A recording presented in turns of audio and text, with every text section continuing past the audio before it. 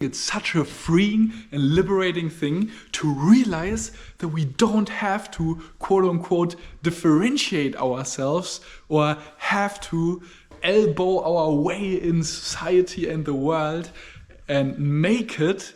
And if our lives are not nurturing us, aren't full, aren't well, aren't abundant or overflowing with love and generosity, if our lives are not aligned, that simply comes down to what I'm realizing is like this life is like cool enough. This spiritual journey is amazing in and of itself, and truly the amazingness and wonder is not in us but in the spiritual path. So there's really no need to put anything on a pedestal or make it cooler at all to grandify ourselves, because again the spiritual journey is amazing enough, and it is actually the only amazing thing happening here, and anything else is fake. And that is an interesting thing, because real authentic sober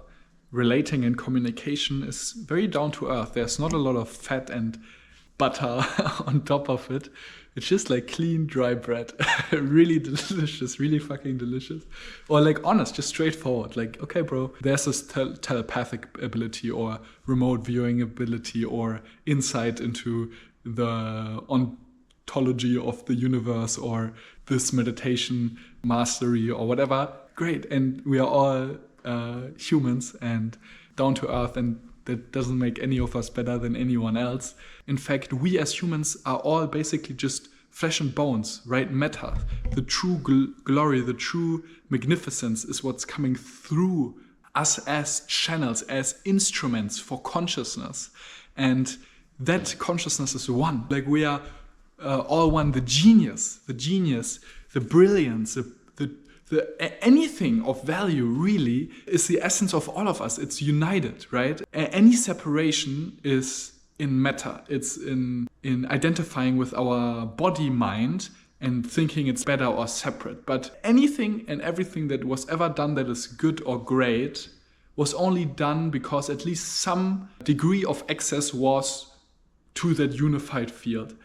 And then you can say, oh, this was my genius idea, because the genius came from that unified field, and we are all connected to that. We all have access to that unified field.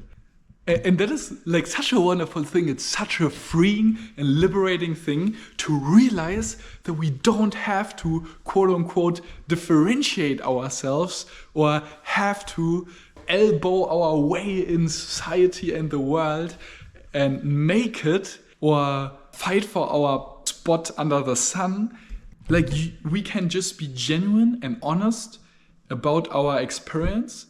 And if our lives are not nurturing us, aren't full, aren't well, aren't abundant or overflowing with love and generosity, if our lives are not aligned, that simply comes down to unprocessed pain. So basically what's happening, or what I see in society, is that many of us, including myself, are connected to the unified field in varying degrees.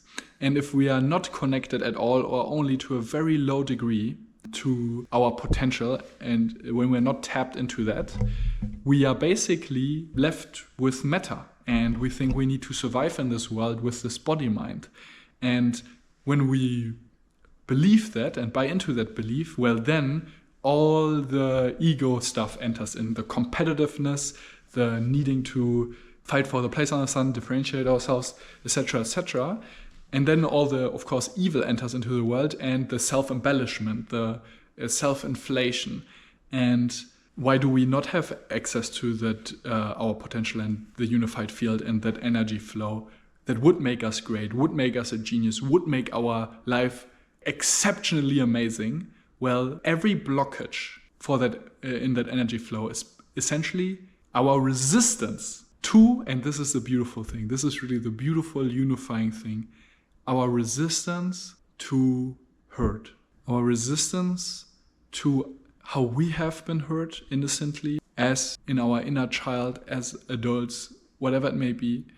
but also the hurt we are not only unwilling to feel from unfortunate things that happen to us or that we have attracted or created, but also in the world. Like we are genuinely hurt by the unfortunate things that are happening to others and in the world, but maybe we cannot even be honest with ourselves about not only the hurt in us, but also how the outside world is hurting us.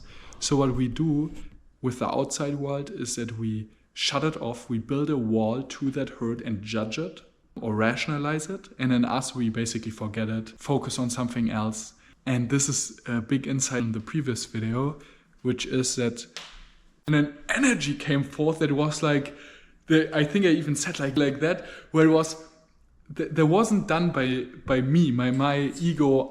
And when we do that, there will be no more exhaustion, because exhaustion only belongs to a personal ego mind that is trying to force something and basically exploits its own vital energy centers.